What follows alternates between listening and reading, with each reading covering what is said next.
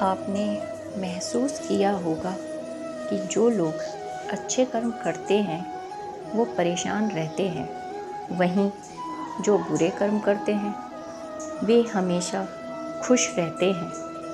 अच्छे कर्म करने वाले परेशान होते हैं कि आखिर उन्हें इतनी परीक्षा क्यों देनी पड़ रही है, जबकि जो अधर्म की राह में हैं वो खुश हैं और ज़िंदगी का लुत्फ़ उठा रहे हैं। ये जवाब वो हैं जो भगवद गीता में लिखा है और श्री कृष्ण ने अर्जुन को दिया था। भगवद गीता में वर्ण कथा के अनुसार जब भी अर्जुन के मन में कोई दुविधा होती थी तो वो श्री कृष्ण के पास पहुंच जाते थे। एक बार की बात है, अर्जुन भगवान श्री कृष्ण के समीप आकर कहते हैं कि वे दुविधा में हैं और इसका जवाब वो श्री कृष्ण से चाहते हैं। श्री कृष्ण ने पूछा कि क्या सवाल है। अर्जुन ने कहा, मुझे ये जानना है कि अच्छे लोगों के साथ हमेशा बुरा ही क्यों होता है, वहीं बुरे लोग हमेशा खुशहाल क्यों दिखते हैं। अर्जुन के मुंह से ऐसी बातें सुनकर श्री कृष्ण मुस्कुराए और कहा, मनुष्य जैसा सोचता है और महसूस करता है वैसा कुछ नहीं होता है, बल्कि अज्ञानता की वजह से वो सच्चाई नहीं समझ पाता। अर्जुन उन्हें ये बात समझ नहीं पाए। इसके बाद श्री कृष्ण ने कहा, जानते हैं श्री कृष्ण ने अर्जुन से क्या कहा कि हे पार्थ, मैं तुम्हें एक कथा सुनाता हूँ, उसे सुनकर तुम समझ जाओगे कि हर प्राणी को उसके कर्म के हिसाब से ही फल मिलता है। प्रकृति हर किसी को अपनी राह चुनने का मौका देती है।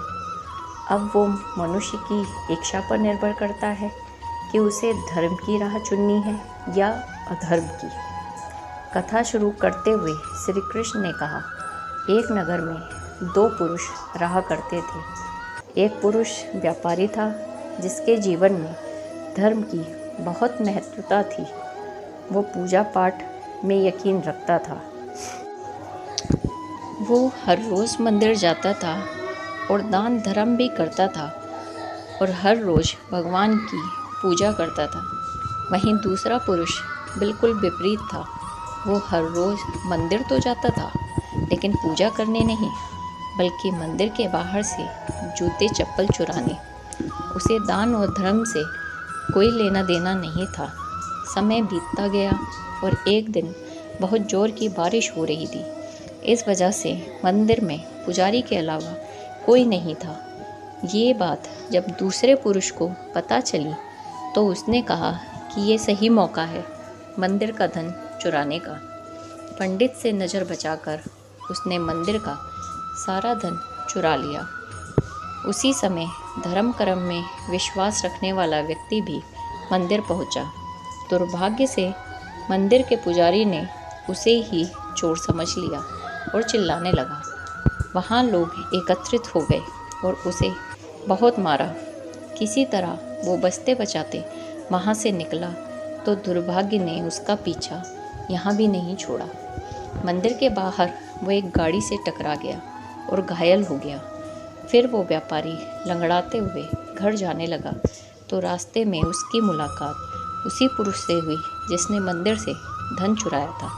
उसने कहा, आज तो मेरी किस्मत चमक गई, एक साथ इतना सारा धन मिल गया। ये सब देखकर उसे बहुत बुरा लगा और उसने अपने घर से भगवान की सारी तस्वीरें निकाल दी। कुछ सालों बाद दोनों की मृत्यु हो गई।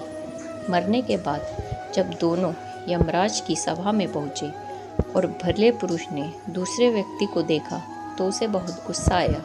उसने क्रोधित होकर यमराज से पूछ ही लिया कि मैं तो हमेशा अच्छे कर्म करता था, दान में विश्वास रखता था, उसके बदले जीवन भर मुझे अपमान और दर्द ही मिला और इस व्यक्ति को नोटों से भरी पोटली। आखिर ऐसा भेदभाव क्यों? इस पर यमराज ने कहा, पुत्र, तुम गलत समझ रहे हो। जिस दिन तुम्हारी गाड़ी से टक्कर हुई थी वो दिन तुम्हारे जीवन का आखिरी दिन था, परंतु तुम्हारे अच्छे कर्मों की वजह से तुम्हारी मौत सिर्फ एक छोटी सी चोट में बदल गई।